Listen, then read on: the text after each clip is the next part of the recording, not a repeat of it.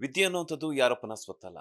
ತಂದೆ ಬೀದಿ ಬದಿ ವ್ಯಾಪಾರಿ ಆಗಿದ್ರೂ ಕೂಡ ತನ್ನ ಕಷ್ಟವನ್ನೆಲ್ಲ ಕೂಡ ಬದಿಗಿಟ್ಟು ವಿದ್ಯೆ ಮೇಲಿರುವಂತಹ ಆಸಕ್ತಿಯಿಂದ ಇವತ್ತು ಬೆಂಗಳೂರು ವಿಶ್ವವಿದ್ಯಾಲಯದಲ್ಲಿ 11 ಗೋಲ್ಡ್ ಪದಕಗಳನ್ನು ಪಡ್ಕೊಂಡಿರುವಂತಹ ಉತ್ತರ ಕರ್ನಾಟಕದ ಪ್ರತಿಭೆ ಇವತ್ತು ನಮ್ಮ ಬಾಸ್ ಟಿವಿ ಜೊತೆ ಮಾತಾಡ್ತಾ ಇದ್ದಾರೆ. ಗದಗ ಜಿಲ್ಲೆ ರೋಣ ತಾಲೂಕಿನ ಜಕ್ಲಿ ಗ್ರಾಮದ ಪ್ರೇಮ ಅವರು ಬೆಂಗಳೂರು ವಿಶ್ವವಿದ್ಯಾಲಯದ 11 ಪದಕಗಳನ್ನು ಪಡ್ಕೊಂಡಿರುವಂಥದ್ದು ವಿಶೇಷ. ಎಲ್ಲ ಮಕ್ಕಳಿಗೂ ಅದ್ರ ಜೊತೆಗೆ ಎಲ್ಲ ಬಡವರಿಗೂ ಕೂಡ ಇವರು ಸ್ಫೂರ್ತಿ ಆಗ್ತಾ ಹೋಗ್ತಾರೆ. ನಾನು ಮಾತನಾಡಿಸ್ತಾ ಹೋಗ್ತೀನಿ. ಪ್ರೇಮ ಅವರೇ, ಮೊದಲನೇದಾಗಿ ನಮಸ್ತೆ and congratulations. Thank you sir. Thank you sir.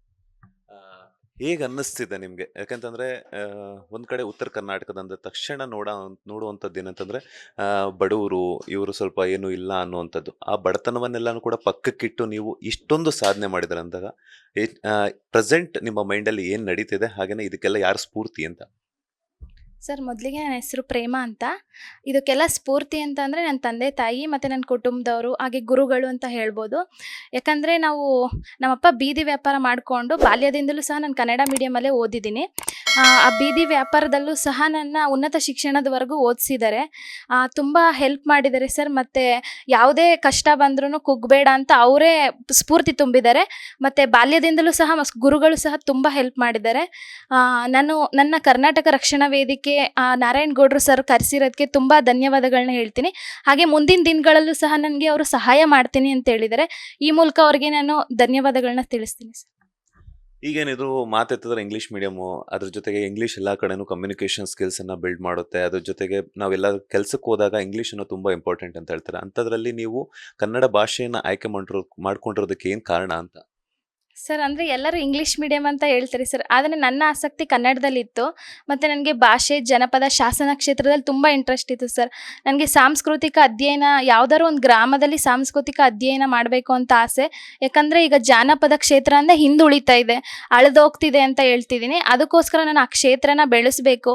ಹಾಗೆ ಮುಂದೆ ಕೂಡ ನಾನು ಕನ್ನಡದಲ್ಲಿ PhD ಮಾಡಿ ಸಹಾಯಕಿ ಪ್ರಾಧ್ಯಾಪಕಿ ಆಗಬೇಕು ಅಂತ ಆಸೆ ಇದೆ. ಸಾಮಾನ್ಯವಾಗಿ ಓದಬೇಕು ಅಂತಂದಾಗ ನಾರ್ಮಲ್ ಆಗಿ ಫ್ರೀ ಟೈಮ್ ಸಿಕ್ಕಾಗ ಓದ್ಕೊಂತೀವಿ. ಅಂಥದ್ರಲ್ಲಿ ನೀವೇನಾದರೂ ಒಂದು ಸಾಧನೆ ಮಾಡಬೇಕು ಅಂತಂದಾಗ ಅದಕ್ಕೆ ಆದಂತಹ ಒಂದಷ್ಟು ಸಮಯವನ್ನು ಮೀಸಲಿರಿಸಬೇಕಾಗುತ್ತೆ. ಸೊ ನೀವು ಮನೇಲಿ ಕೆಲಸ ಮಾಡ್ತಿದ್ರಿ, ಅದ್ರ ಜೊತೆಗೆ ಹೊಲದಲ್ಲೆಲ್ಲ ಕೆಲಸ ಮಾಡ್ಕೊಂಡಿರ್ತಿದ್ರಿ, ಅದ್ರ ಜೊತೆ ಅಪ್ಪನಿಗೆ ವ್ಯಾಪಾರಕ್ಕೂ ಕೂಡ ಸಹಾಯ ಮಾಡ್ತಿದ್ರಿ. ಸೊ ಇಂಥ ಒಂದು ಟೈಮಲ್ಲಿ ನಿಮ್ಮ ಓದಿಗೋಸ್ಕರ ಎಷ್ಟು ಸಮಯವನ್ನು ನೀವು ಮೀಸಲಿಡ್ತಿದ್ರಿ ಪ್ರತಿದಿನ ಅಂತ? ಸರ್, ಅಂದರೆ ನನ್ನ ಟೈಮಿಂಗ್ಸ್ ಸಮಯ ಇಷ್ಟೇ ಅಂತ ಏನು ನಿಗದಿ ಮಾಡ್ತಿರ್ಲಿಲ್ಲ. ಅಂತ ಟೈಮ್ ಸಿಕ್ಕಾಗೆಲ್ಲ ಓದ್ತಿದ್ದೆ ಸರ್. ಅಂದರೆ ಕಾಲೇಜ್ಗೂ ಹೋಗ್ಕೊಂಡು ಅಲ್ಲೂ ಸಹ ತುಂಬ ಹೆಲ್ಪ್ ಮಾಡಿದ್ದಾರೆ ಸರ್. ಅಂದರೆ ಅಲ್ಲಿ ಗ್ರಂಥಾಲಯ, ಅಲ್ಲಿ ಒಂಥರ ಪರಿಸರನೇ ತುಂಬ ಚೆನ್ನಾಗಿತ್ತು ಸರ್. ಎಲ್ಲ ಓದೋರೇ ಇದ್ದರು. ಆ ಮೂಲಕ ನನಗೆ ತುಂಬ ಪ್ರೋತ್ಸಾಹ ದೊರೀತು ಅಂತೇಳಿ. ಮನೆಯಲ್ಲಿ ಅಪ್ಪ ಅಮ್ಮನ ಸಪೋರ್ಟ್ ಎಷ್ಟಿದೆ? ಆ್ಯಂಡ್ ಅದ್ರ ಜೊತೆಗೆ ಈಗ ನೀವು ಇಷ್ಟೊಂದು 11 ಪದಕಗಳನ್ನು ಪಡ್ಕೊಂಡ್ಮೇಲೆ ಅವ್ರ ಖುಷಿ ಮುಗಿಲು ಮುಟ್ಟಿದೆ ಅಂತ? ಸರ್, ನನಗೆ ಅವ್ರ ಖುಷಿ ನೋಡಿದ್ಮೇಲೆ ಗೊತ್ತಾಯಿತು 11 ಗೋಲ್ಡ್ ಮೆಡಲ್ದು ಪರಿಶ್ರಮ ಏನು ಅಂತ. ಅದಕ್ಕೋಸ್ಕರ ನನಗೆ ಮೊದಲಿಂದನೂ ಸಹ ಅವ್ರ ಪರಿಶ್ರಮ ತುಂಬ ಪಟ್ಟಿದ್ದಾರೆ. ಮುಂದೆ ಏನಾದರೂ ಒಂದು ಸಾಧನೆ ಮಾಡಬೇಕು ಅಂತ ಇದೆ. ಇದು ಆ ಸಾಧನೆಗೆ ಒಂದು ಸ್ಫೂರ್ತಿ ಅಂತ ಹೇಳ್ತೀನಿ ಸರ್. ಲೆಕ್ಚರರ್ಸು ಕೂಡ ತುಂಬ ಇಂಪಾರ್ಟೆಂಟ್ ಆಗ್ತಾರೆ. ಯಾಕಂತಂದರೆ ನಿಮ್ಗೆ ಶಿಕ್ಷಣವನ್ನು ಕೊಟ್ಟಿರುವಂಥವ್ರು. ಯಾಕಂತಂದರೆ ಎಲ್ಲ ಟೀಚರ್ಸು ಕೂಡ ಎಂಡ್ ಆಫ್ ದ ಡೇ ಏನಂತಂದರೆ ನಾವು ವಿದ್ಯೆನ ಕಲಿಸ್ಕೊಟ್ಟಿರುವಂತಹ ಮಕ್ಕಳು ನಾಳೆ ದಿನ 4 ಜನಕ್ಕೆ ಒಳ್ಳೇದು ಮಾಡಿದ್ರೆ ಸಾಕು ಅನ್ನುವಂಥದ್ದು. ಲೆಕ್ಚರರ್ಸ್ ಎಲ್ಲ ಏನು ಹೇಳಿದರು ನಿಮಗೆ? ಸರ್, ಅವರು ತುಂಬ ಖುಷಿಪಟ್ಟರು. ಆ್ಯಕ್ಚುಲಿ ನನ್ನ ಖುಷಿ ನೋಡೋದಕ್ಕಿಂತ ನನ್ನ ಗುರುಗಳು, ಹಾಗೆ ನನ್ನ ಕುಟುಂಬದ ವರ್ಗದವರು, ನನ್ನ ಊರಿನವರು, ಹಾಗೆ ಗದಗದಲ್ಲಿ ಸಹ ತುಂಬ ತುಂಬ ಅಂದರೆ ತುಂಬ ಪ್ರೋತ್ಸಾಹ ಮಾಡ್ತಾ ಇದ್ದಾರೆ. ಇನ್ನು ಮುಂದೆ ಓದು ಅಂತಲೂ ಸಹ ಅವರೇ ಸಹಾಯ ಮಾಡ್ತಿದ್ದಾರೆ ಸರ್. ಇದನ್ನ ನೋಡಿ ನನಗೆ ತುಂಬ ಖುಷಿ ಆಯಿತು. ಮುಂದೆ ಓದಬೇಕು, ಹಾಗೆ ಏನಾದರೂ ಸಾಧಿಸಬೇಕು ಅನ್ನೋದು ಇದರಿಂದ ಮೂಡಿದೆ. ನಿಮ್ಮ ಥರ ಸಾವಿರಾರು ಜನ ಹೆಣ್ಮಕ್ಳು ಇರ್ತಾರೆ. ಅವ್ರಿಗೆಲ್ಲ ಯಾವ ರೀತಿಯಾದಂತಹ ಸ್ಫೂರ್ತಿಯಾದ ಮಾತುಗಳನ್ನು ಹೇಳ್ತೀರಾ ಅಂತ? ಸರ್, ಅಂದರೆ ಈಗ ಎಲ್ಲ ಅರ್ಧಕ್ಕೆ ಬಿಡ್ತಾ ಇದ್ದಾರೆ. ಡಿಗ್ರಿ ಮುಗಿದ ತಕ್ಷಣ ಬಿಟ್ಬಿಡ್ತಿದ್ದಾರೆ ಸರ್. ಅಂದರೆ ಅರ್ಧಕ್ಕೆ ಶಿಕ್ಷಣನ ಮುಂದುವರ್ಸೋಕ್ಕಾಗ್ತಿಲ್ಲ. ಅವರು ಅರ್ಧದಲ್ಲೇ ನಿಲ್ಲಿಸ್ತಾ ಇದ್ದಾರೆ. ಅದಕ್ಕೋಸ್ಕರ ಅವರು ಉನ್ನತ ಶಿಕ್ಷಣಕ್ಕೆ ಬರಬೇಕು ಸರ್. ಆ್ಯಕ್ಚುಲಿ ಹೆಣ್ಮಕ್ಳು ಉನ್ನತ ಶಿಕ್ಷಣಕ್ಕೆ ಕಡಿಮೆ ಬರ್ತಿದ್ದಾರೆ. ನಮ್ಮ ಕ್ಲಾಸಲ್ಲೇ ತುಂಬ ಕಡಿಮೆ ಇದ್ವಿ ಸರ್. ಅಂತಂದರೆ ಈಗ ಪದವಿ ಮಾಡಿ ಬಿಟ್ಬಿಡ್ತಾ ಇದ್ದಾರೆ. ಮನೇಲಿರೋ ಪ್ರಾಬ್ಲಮ್ ಆಗಿರ್ಬೋದು. ಹಾಗೆ ಇದಕ್ಕೆ ಅಪ್ಪ ಅಮ್ಮನೂ ತುಂಬ ಸಪೋರ್ಟ್ ಮಾಡಬೇಕು. ಯಾಕಂದರೆ ಅವ್ರಿಗೆ ಇಂಟ್ರೆಸ್ಟ್ ಇರೋ ಕ್ಷೇತ್ರದಲ್ಲಿ ಅವರು ಏನಾದರೂ ಸಾಧನೆ ಮಾಡಬೇಕು ಅಂದರೆ ಅಪ್ಪ ಅಮ್ಮ ಹಾಗೆ ಅವ್ರ ಕುಟುಂಬ ವರ್ಗದವರು ಸಹ ತುಂಬ ಸಹಾಯ ಮಾಡಬೇಕು. ಹಾಗೆ ಅವ್ರಿಗೆ ಯಾವುದ್ರಲ್ಲಿ ಇಂಟ್ರೆಸ್ಟ್ ಇದೆಯೋ ಅದನ್ನ ಮಾಡಕ್ಕೆ ಕೈ ಬಿಡಬೇಕು ಅಂತ ಹೇಳ್ತೀನಿ ಸರ್. ಎಷ್ಟೋ ಜನ ಹೆಣ್ಮಕ್ಳು ಈಗ ಬಡತನದಿಂದನೇ ಬರ್ತಾರೆ, ಬೆಂಗಳೂರಿಗೆ ಬರ್ತಾರೆ. ಸಹವಾಸ ದೋಷದಿಂದ ಸನ್ಯಾಸಿ ಕೆಟ್ಟ ಅಂತ ಹೇಳ್ಬಿಟ್ಟು ಒಂದಷ್ಟು ಗಾದೆ ಮಾತುಗಳೆಲ್ಲ ಇದೆ. ಸೊ ಬೆಂಗಳೂರು ಬಂದ ತಕ್ಷಣ ಸಹವಾಸ ದೋಷದಿಂದ ಒಂದಷ್ಟು ಜನ ದಾರಿ ತಪ್ಪುವಂಥದ್ದಾಗ್ತಾರೆ. ಸೊ ಆದರೂ ಕೂಡ ನೀವು ಬೆಂಗಳೂರಲ್ಲಿ ಇದ್ರೂ ಕೂಡ ಅದೇ ಎಲ್ಲೂ ಕೂಡ ದಾರಿ ತಪ್ಪದೆ ನಿಮ್ಮ ಗುರಿಯನ್ನು ನೀವು ಬೆನ್ನತ್ಕೊಂಡು ಹೋಗ್ಬಿಟ್ಟು ಇಂಥ ಒಂದು ಸಾಧನೆ ಮಾಡ್ತಾರೆ. ಸೊ ಅಂಥವ್ರಿಗೆ ದಾರಿ ತಪ್ಪುವಂಥವ್ರಿಗೆ ಏನಾದರೂ ಸ್ಫೂರ್ತಿಯಾದಂಥ ಮಾತುಗಳನ್ನು ಹೇಳ್ತೀರಾ ಅಂತ? ಸರ್ ಅಂದರೆ ಅವ್ರ ಅಪ್ಪ ಅಮ್ಮನ ಪರಿಶ್ರಮ ನೋಡಬೇಕು. ಅವರು ಓದಬೇಕಾದ್ರೆ ಪ್ರತಿ ಸತಿ ಸಾಧನೆ ಮಾಡಬೇಕಾದ್ರೆ ನಾನು ಏನಕ್ಕೆ ಇಲ್ಲಿಗೆ ಬಂದಿದ್ದೀನಿ, ಮತ್ತು ಮುಂದೆ ನಮ್ಮ ತಂದೆ ತಾಯಿ ಯಾವ ಕಷ್ಟದಲ್ಲಿದ್ದಾರೆ, ಅವ್ರಿಗೆ ಹೆಸರು ತರಬೇಕು ಅಂದರೆ ನಾನು ಏನೇನು ಮಾಡಬೇಕು, ಅವ್ರನ್ನ ಚೆನ್ನಾಗಿ ನೋಡ್ಕೋಬೇಕು ಅನ್ನೋದೇ ಅವ್ರ ಗುರಿ ಆಗಿರಬೇಕು ಸರ್. ಆಗಿದ್ದಾಗ ಅವ್ರ ಮನಸ್ಸಲ್ಲಿ ಅದು ಮೂಡ್ಕೊಂಡ ತಕ್ಷಣವೇ ಯಾವ ಕಡೆನೂ ಅಂದರೆ ಅದೇ ಓದೋದ್ರ ಕಡೆನೇ ತುಂಬ ಇಂಟ್ರೆಸ್ಟ್ ಪಟ್ಟು ಯಾವುದಾದ್ರೂ ಸಾಧನೆ ಮಾಡಬೇಕು ಅಂತ ಅವ್ರಿಗೂ ಅನಿಸುತ್ತೆ.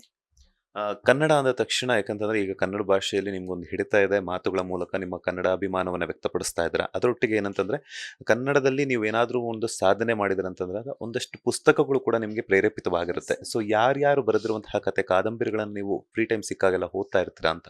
ಸರ್ ನಾನು ಕುವೆಂಪು, ದ ರಾ ಬೇಂದ್ರೆ, ಶಿವರಾಮ ಕಾರಂತ, ದೇವನೂರು ಮಹಾದೇವ ಮತ್ತು ಸಿದ್ಧಲಿಂಗಯ್ಯದವರು, ಅದಾದಮೇಲೆ ನನಗೆ ಚೋಮನ ದುಡಿ ಕಾದಂಬರಿ ಶಿವರಾಮ ಕಾರಂತ ಅವ್ರದ್ದು ತುಂಬ ಇಷ್ಟ. ಅದಾದಮೇಲೆ ನಂಗೆ ದೇವನೂರು ಮಹಾದೇವ ಅವರ 2 ಕಾದಂಬರಿ ಇದೆ, ಅವೆರಡೂ ಸಹ ನಂಗೆ ತುಂಬ ಇಷ್ಟ ಸರ್. ಈಗ ಫ್ರೆಂಡ್ ಸರ್ಕಲ್ ಆಗಿರ್ಬೋದು, ಫ್ಯಾಮಿಲಿ ಮೆಂಬರ್ಸ್ ಆಗಿರ್ಬೋದು, ಏನು ಹೇಳ್ತಿದ್ದಾರೆ ಮುಂದಿನ ದಿನಗಳಲ್ಲಿ ನಿಮ್ಮ ಓದಿನ ಕಡೆ ಎಷ್ಟು ಆಸಕ್ತಿ ಕೊಡಬೇಕು ಅಂತ ಅನ್ಕೊಂಡಿದ್ದಾರೆ? ನಿಮ್ಮ ಗುರಿ ಏನು ಫೈನಲ್ ಆಗಿ ಅಂತ? ಸರ್ ಅಂದರೆ ಅಕ್ಕಪಕ್ಕದವರೆಲ್ಲ ಓದು, ಚೆನ್ನಾಗಿ ಓದ್ತಿದ್ಯಾ ಅಂದರೆ ನಾನು ಆ ಥರ ಓದ್ತಾ ಇದ್ದೀನಿ ಅಂತ ಅಲ್ಲ, ಮಾಧ್ಯಮಗಳಲ್ಲಿ ಬಂದಮೇಲೆ ಅವ್ರಿಗೆಲ್ಲ ಗೊತ್ತಾಗಿದ್ದು. ಅದಕ್ಕೋಸ್ಕರ ಅವರು ಸಹ ತುಂಬ ಸಪೋರ್ಟ್ ಮಾಡ್ತಾ ಇದ್ದಾರೆ ಸರ್. ಮುಂದಿನ ದಿನಗಳಲ್ಲಿ ನಾನು ಸಹಾಯಕಿ ಪ್ರಾಧ್ಯಾಪಕಿಯಾಗಿ ವರ್ಕ್ ಮಾಡಬೇಕು ಅಂದ್ಕೊಂಡಿದ್ದೀನಿ ಸರ್. ಈಗ ಅಪ್ಪ ಅಮ್ಮ ಯಾವ ರೀತಿ ವಿಶಸ್ಸನ್ನು ತಿಳಿಸಿದ್ರು ನಿಮಗೆ ಅಂತ? ಅಪ್ಪ ಅಮ್ಮ ಅಂತಂದರೆ ಮುಂದೆ PhD ಮಾಡು ಅಂತ ಹೇಳಿದ್ರು. ಅದು ಸರ್ಪ್ರೈಸಾಗಿ ಹೇಳಿದ್ರು ಸರ್. ಅದು ತುಂಬ ಖುಷಿ ಆಯಿತು. ಫೈನಲ್ ಆಗಿ ಕನ್ನಡದ ಜನತೆಗೆ ಹಾಗೆ ನಿಮಗೆ ನಿಮ್ಮ ಓದಿಗಾಗಿ ಸಾಕಷ್ಟು ಜನ ಒಂದು ಸಪೋರ್ಟ್ ಅನ್ನ ಮಾಡ್ತಾ ಇದ್ದಾರೆ. ಎಕ್ಸಾಂಪಲ್ ಈಗ ಕರವೇ ನಾರಾಯಣಗೌಡರಾಗಿರ್ಬೋದು. ಸೊ ಅಂತವ್ರಿಗೆಲ್ಲ ಏನ್ ಹೇಳ್ತೀರಾ ಅಂತ? ಅಂದರೆ ಕನ್ನಡ ಸಂಘ ಪರ ಹೋರಾಟನೆಗಳು ಕರ್ನಾಟಕದಲ್ಲಿ ಹೆಚ್ಚಾಗಿದ್ದಾವೆ ಸರ್.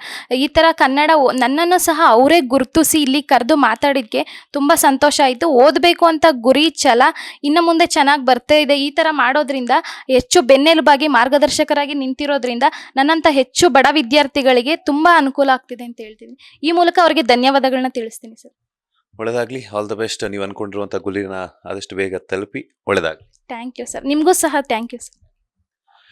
ಇದಾಗಿತ್ತು ಬೆಂಗಳೂರು ವಿಶ್ವವಿದ್ಯಾಲಯದಲ್ಲಿ MAಯಲ್ಲಿ 11 ಪದಕಗಳನ್ನು ಪಡೆದಿರುವಂತಹ ಪ್ರೇಮ ಅವರ ಮಾತು. ಕ್ಯಾಮ್ರಾ ಪರ್ಸನ್ ರಾಘವೇಂದ್ರ ಸ್ವಾಮಿ ಜೊತೆ Manjunath Srinivas, boss TV Kannada, Bengaluru. Latest ಹಾಗೂ ಇಂಟ್ರೆಸ್ಟಿಂಗ್ ಸುದ್ದಿಗಳಿಗಾಗಿ ಬಾಸ್ ಟಿವಿ ಕನ್ನಡ ಚಾನೆಲ್ನ ಸಬ್ಸ್ಕ್ರೈಬ್ ಮಾಡಿ. ಹಾಗೆಯೇ ಬೆಲ್ ಐಕಾನ್ ಪ್ರೆಸ್ ಮಾಡಿ.